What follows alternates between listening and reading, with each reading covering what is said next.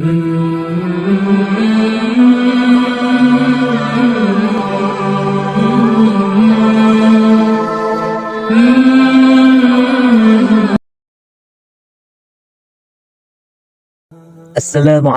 warahmatullahi wabarakatuh.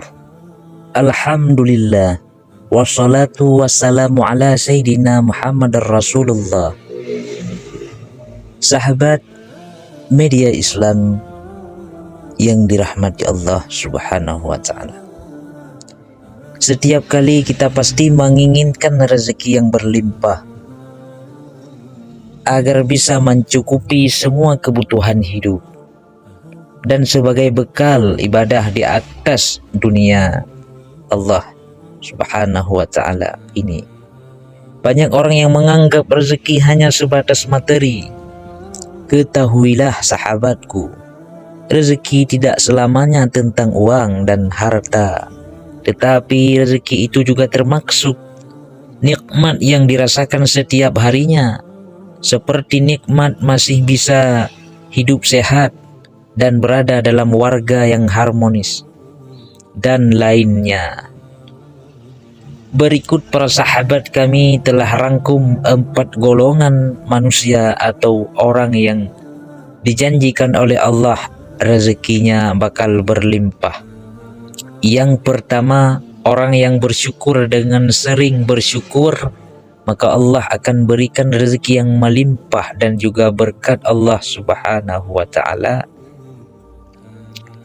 berfirman yang artinya, dan ingatlah ketika Tuhanmu memaklumkan, sesungguhnya jika kamu bersyukur, niscaya aku akan menambah nikmat kepadamu. Tetapi jika kamu mengingkari nikmatku, tidak mau bersyukur atas nikmatku, maka pasti azabku sangat berat. Quran Surah Ibrahim ayat 7. Dengan bersyukur Allah akan mudahkan dan lancarkan rezeki datang kepada kita. Bahkan Allah akan menambahnya dengan memberikannya. Namun sebaliknya rezeki akan terasa sempit dan sulit jika kita jarang mau bersyukur atas nikmat yang saat ini kita punyai. Bersyukur itu bukan hanya dengan mengucap alhamdulillah saja, tetapi syukur itu secara hakikatnya adalah menggunakan segala nikmat yang ada, yang Allah berikan untuk beribadah dan mendekatkan diri kepada Allah Subhanahu wa ta'ala. Dan orang yang gemar bersedekah dengan bentuk apapun dan sekecil apapun akan berdampak baik bagi rezeki yang kita terima dari Allah Subhanahu wa ta'ala. Sejatinya harta yang kita sedekahkan bukan berkurang, tapi secara hakikat bertambah. Rasulullah sallallahu alaihi wasallam bersabda, tidaklah sedekah itu mengurangi harta. Hadis riwayat Imam Muslim. Salah satu alasan kenapa orang yang bersedekah tidak berkurang hartanya ialah ia membantu orang yang sedang susah. Sedangkan doa dari orang yang susah akan cepat diijabah oleh Allah Subhanahu wa ta'ala.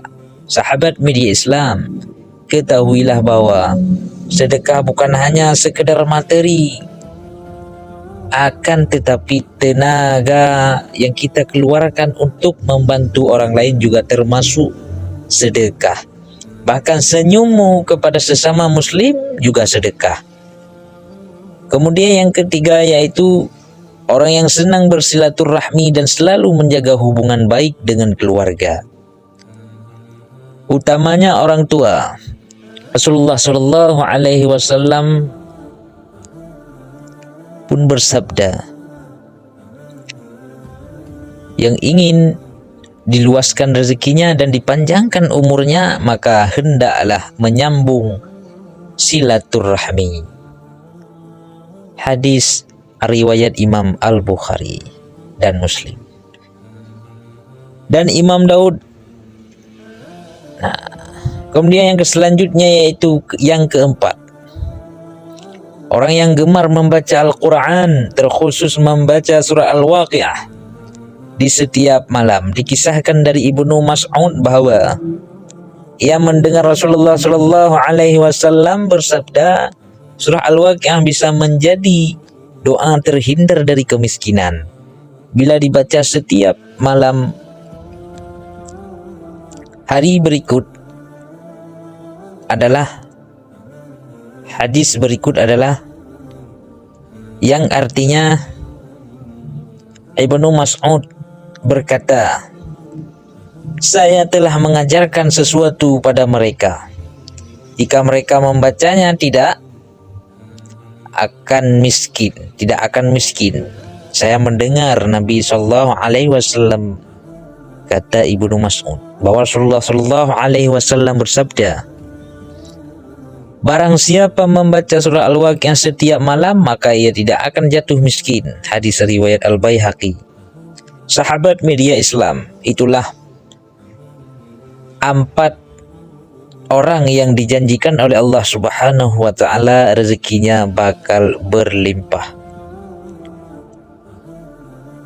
Semoga kita termasuk ke dalam 4 golongan tersebut. Amin ya rabbal alamin. Saya akhiri, assalamualaikum warahmatullahi ta'ala wabarakatuh.